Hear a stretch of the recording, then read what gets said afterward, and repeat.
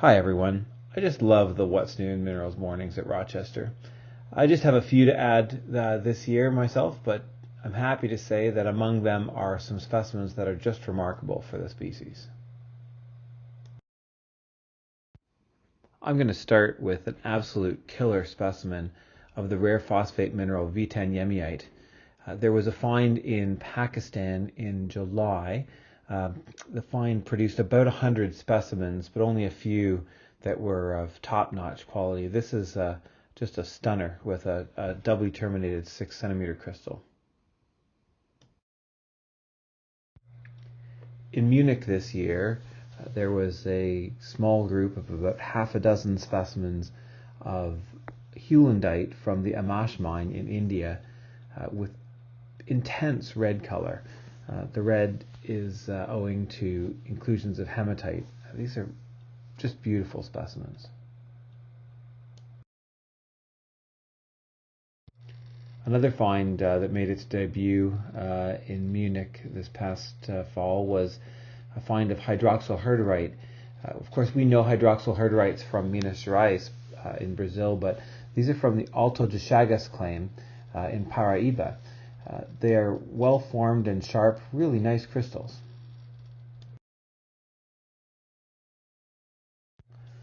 I have one more international mineral I'd like to talk about. This one's a little different. It's Parasite from Musso in Colombia. And Parasite from Musso is, of course, not new. In fact, it's been known since the mid-19th century, and it's named after the mine manager in the early mid-19th century at the Musso mine. This specimen here is a 2 centimeter crystal, shows the form. What is new and interesting really is the fact that this material has been subject to a lot more in-depth analysis in a recent published article. The discussion illuminates the fact that these are complex crystals. The rare earth fluorocarbonate minerals are complex, and these crystals are polycrystalline. They're stacked and layered. There's twinning within. The main component of the analyzed crystals has been Parasite CE, but the story is more than that, and there's a significant component of Röntgenite CE, such that it might be more appropriate to label them Parasite CE-Röntgenite CE. These crystals are still coming out, by the way. There were 2 dealers in Munich with crystals up to 7 centimeters, so good material is still being produced, and now we know a little bit more about it.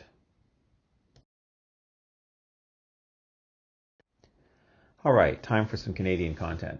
We're going to start out in Nova Scotia, where Terry Collett and Ronnie Van Domelen have once again found some pretty remarkable things. First up is a pocket at Black Rock that produced twins of Lawmantite. These are sharp and lustrous crystals, very cool contact twins.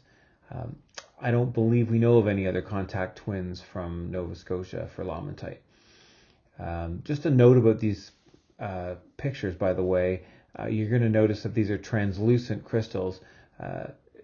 As many of you know, Lawmantite does dry out and becomes opaque, if it's allowed to. So these specimens have been preserved in water, and there are specimens from the find that have been stabilized and allowed to dry, but these ones have been preserved this way. This is a beautiful cluster of contact twins of Lawmantite, a wonderful specimen. And one thing that's very interesting about this find is the nature, the habit of growth. You can see that the crystals are quite spiky looking, and they stand up almost vertically off the matrix. That is not how we see Lawmantite occurring in Nova Scotia. Typically, Lawmantite occurs as fans and groups, intergrown clusters together, but not as these vertical types of crystals. And just one more final specimen from this find. This is the the big one. This is a 7.5 centimeter forest of Lawmantite twins from this pocket. And you can see the inset gives you a little bit closer view of the contact twins. Really great rock.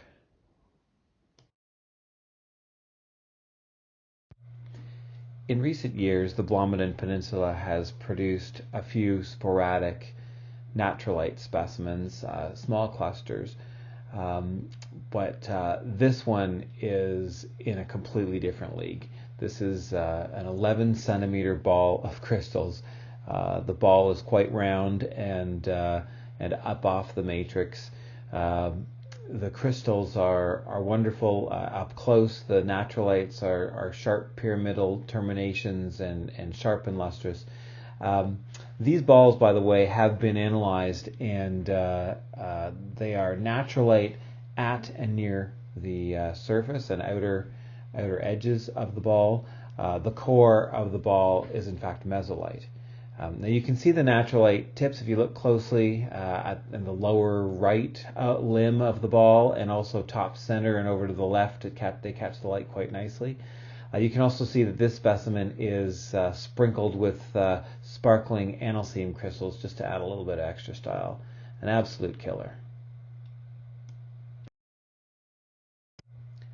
And since we're talking about killer specimens from Nova Scotia, we're going to move on to a great find of Chabaziite. There was a small series of connected pockets encountered last year at Cap d'Or, and they produced wonderful specimens. Not a lot of specimens, but really, really great pieces.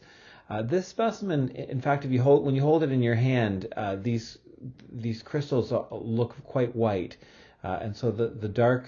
There's a bit of shadow going on here that is making them look a little darker than they look in the hand. But this is a crown of white, rather equant penetration twins. If you look closely, each one is beautifully penetration twinned of Chabaziite perched over a large fan of stilbite.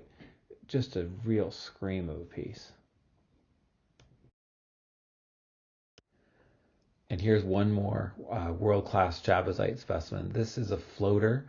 It's very 3D. Hats off to Ronnie for the photo. Hard to capture because it is really just so three-dimensional.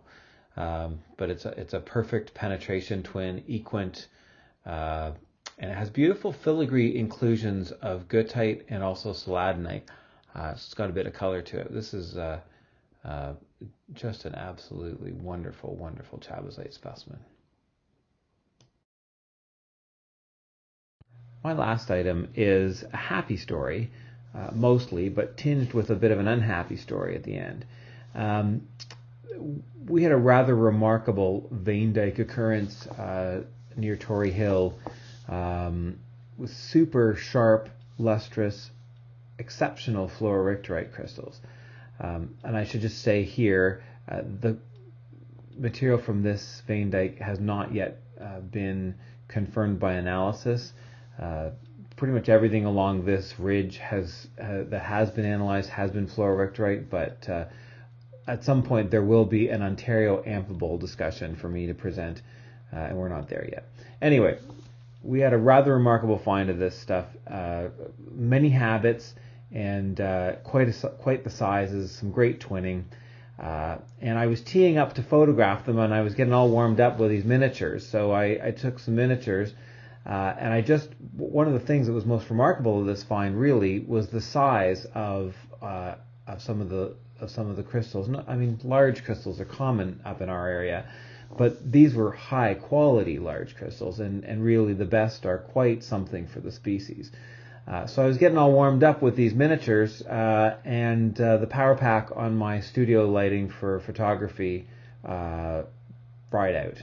So I only have one larger one for you, and I owe you some pictures from this find at a future time. We'll combine that with with reporting on the analyses of the Ontario Amphiboles. Anyway, this is a beautiful little specimen from the find of one habit, but the habits were quite varied and really cool.